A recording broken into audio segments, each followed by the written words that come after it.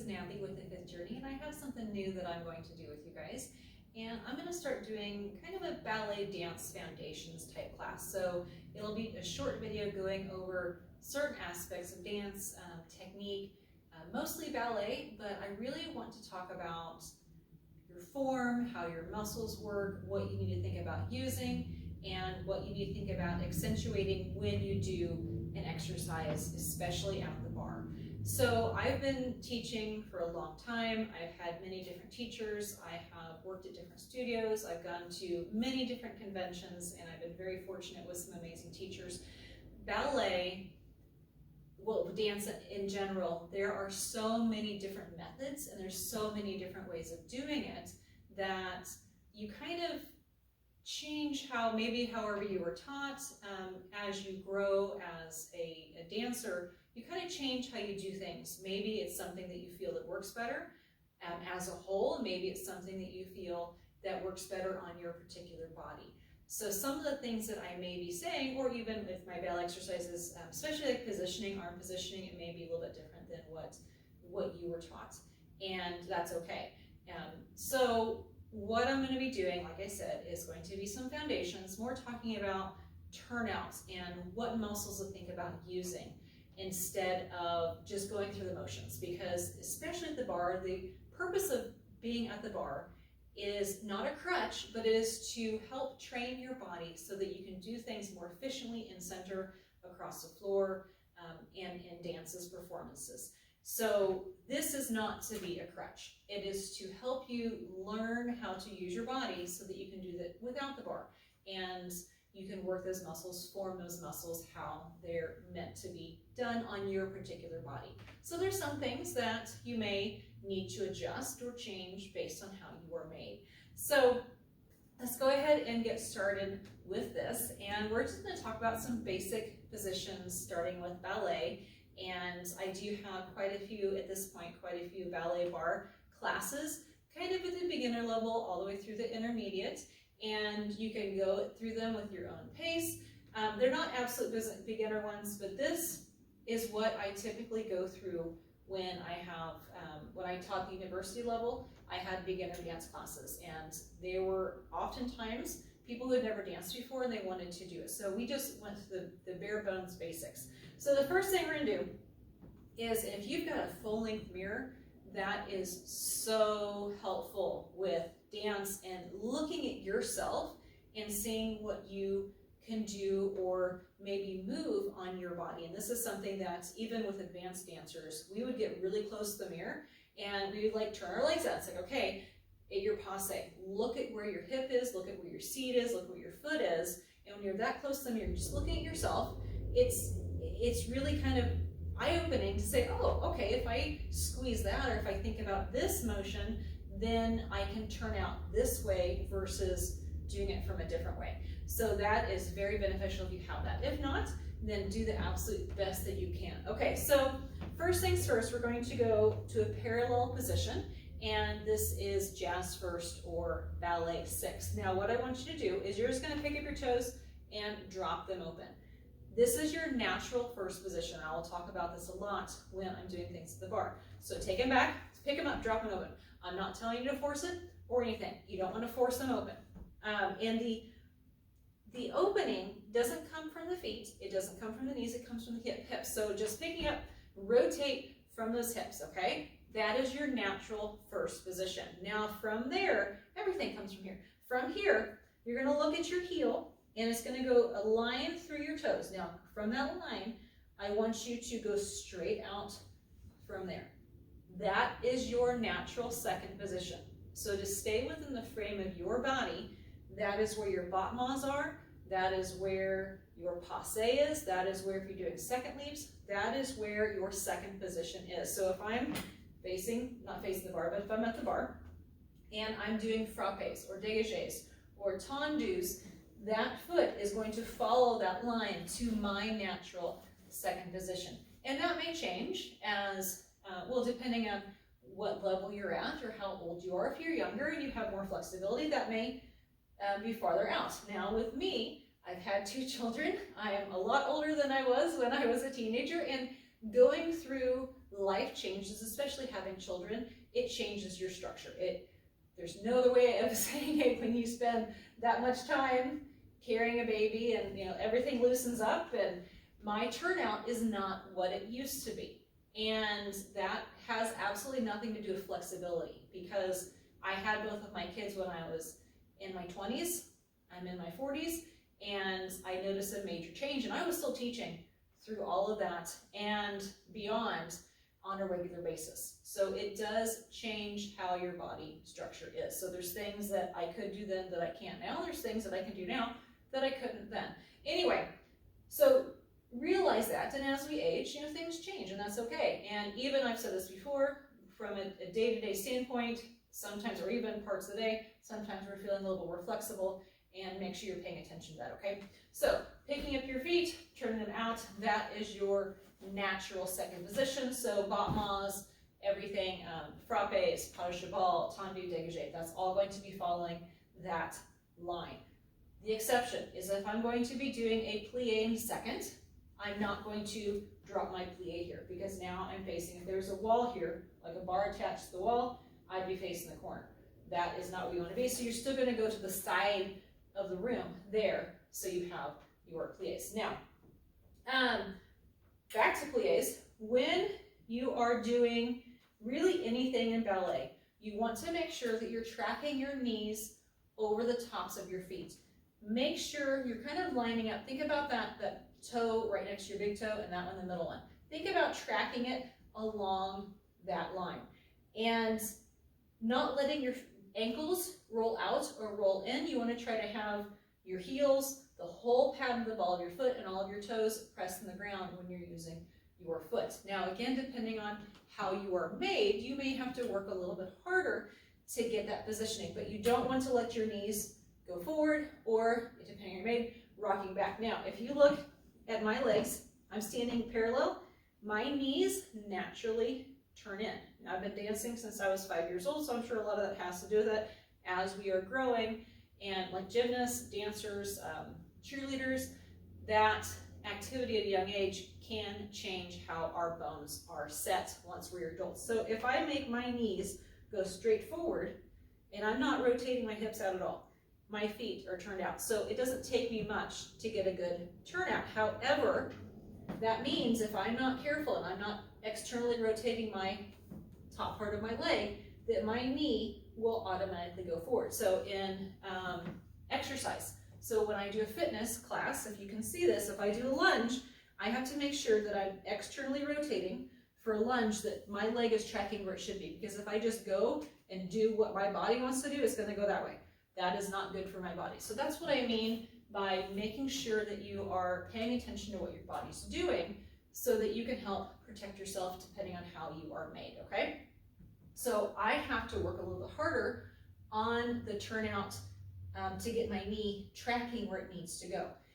Now, when I'm talking about lining it up, plies are a little bit different, because yes, you do track over the tops of your feet, but like in a lunge, you don't want that knee to go beyond, okay? Because that's all about protecting that knee, and I will talk about that as we are doing exercises if you're doing any of my weightlifting classes. So anyway, we have our ballet 6, jazz first, turning out to our first position. This is ballet first. Now from there, you're going to go about hip width distance apart, your hips.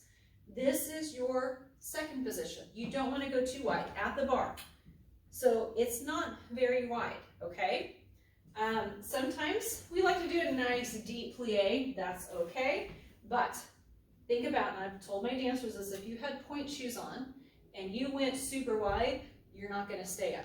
So make sure that you have a nice second position of a hip width apart. When I do my demi plie, this is my demi plie, my grand is not much farther than that.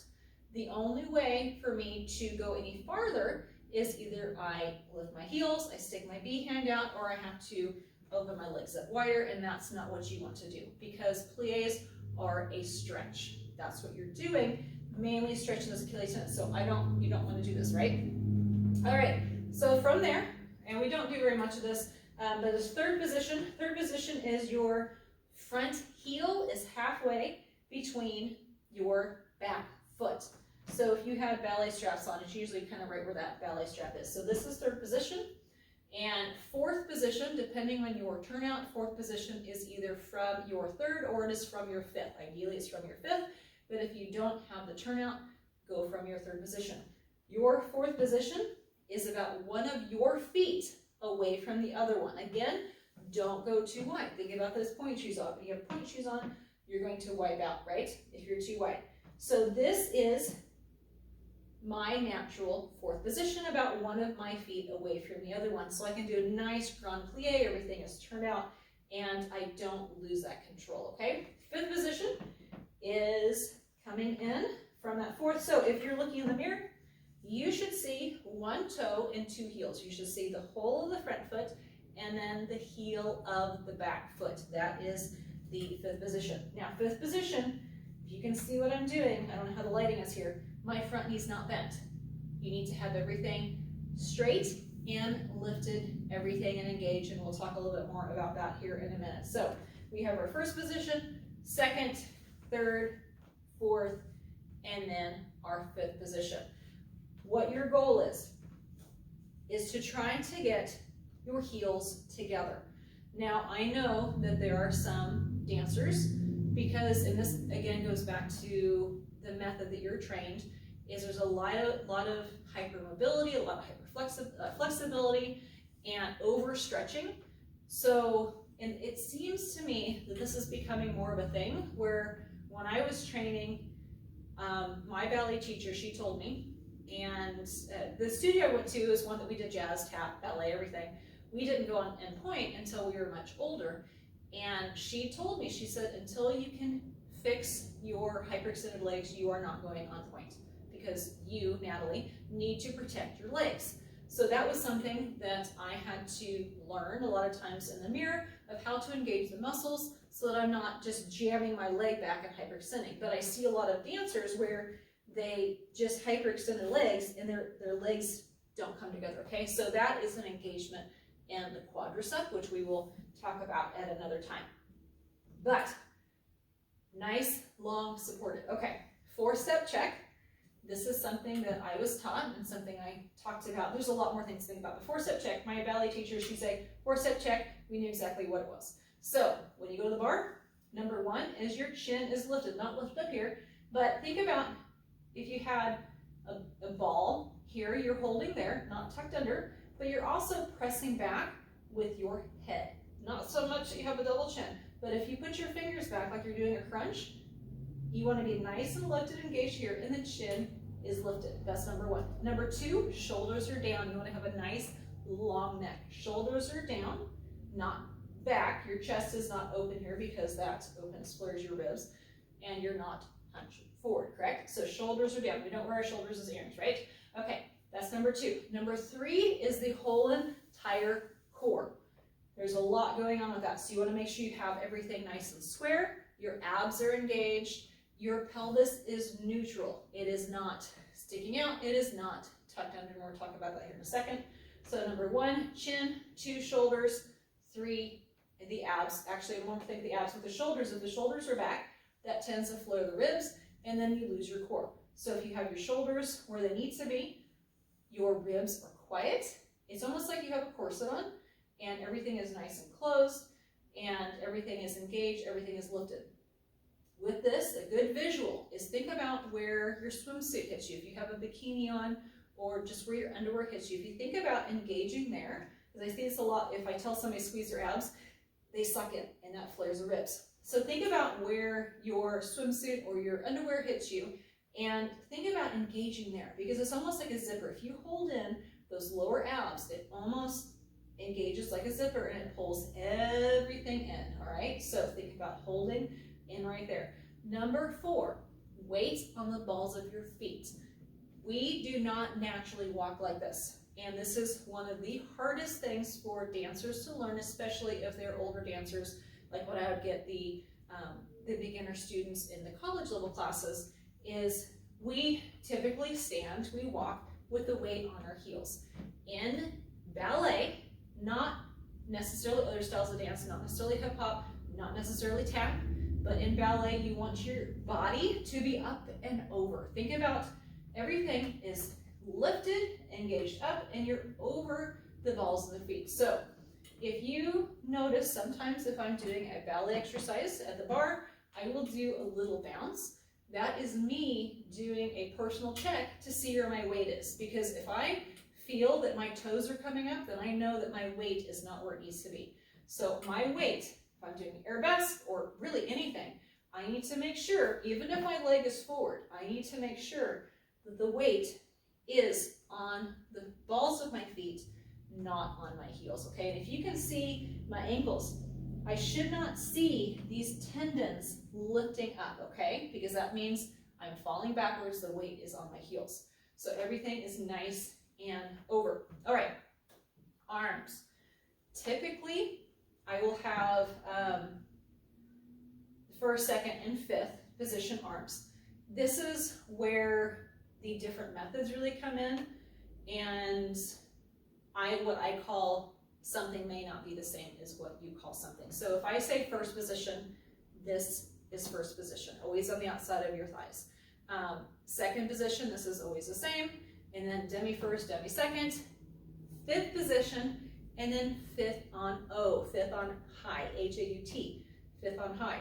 Now with what I was taught, this is fifth on bas, fifth on low. I never, ever, ever, ever use this because this is not what I ever want to see a dancer doing.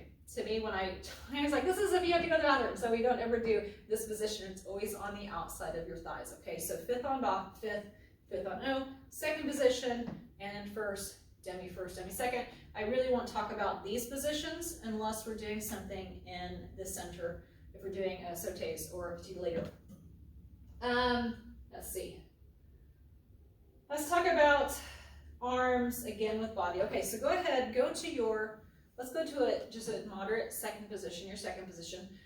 I want you to take your arms, so right on the outside of our thighs, in a nice round position. I know there's different methods where everything is very flowy. What I like is nice clean lines. So imagine that you are in a snow globe and your fingertips are always going to be tracing along the outside of that line, okay? So no broken arms, is I finally call wiping your nose. We don't wipe our nose, okay? So everything has a nice line, okay? So we're doing those tendus and dégagés where our arms, remember we do 8, 8, 4, 4, remember those? So I'm always following that imaginary ball around me, okay?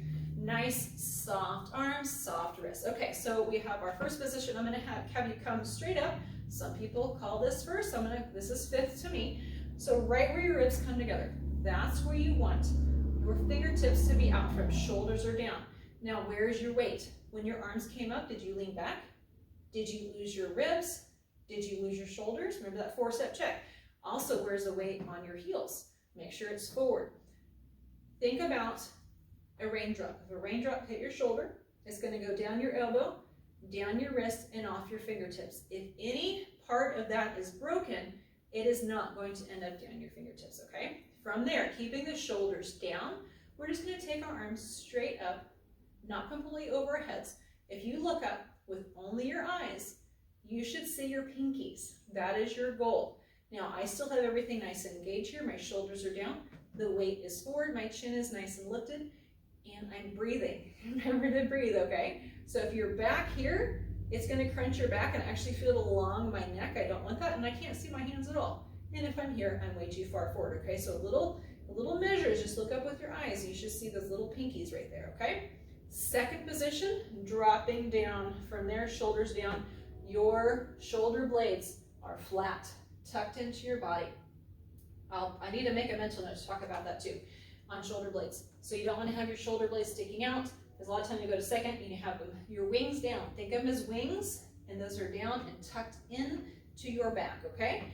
Second position, we're going to do it a different way. What I want you to do, if we're having a little bit of trouble going to second with our arms, I want you to take your hands straight out. Arms are straight, hands are flexed. Take your arms straight to the side, shoulders are down.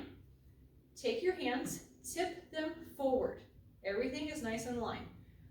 Keep your upper arms exactly where they are, and I want you to bend slightly with your elbows, and then just rotate the wrist down towards the ground. That is a really great second position, okay? Let's do it again. So arms straight out, shoulders down. Did you feel your weight shift back? Make sure your weight's forward. Take those arms out to the side, shoulders are down. Fingertips towards the front, slightly bend those elbows, and then rotate the wrists around. Have a nice line where that raindrop's gonna go down your shoulder, off your elbow, down your wrist, and your fingers. If you're dropping, then it's gonna go down your elbow, right? So everything is nice and lifted, okay? I think that is a lot to think about for today. So we will see you again next time. Thank you for joining me.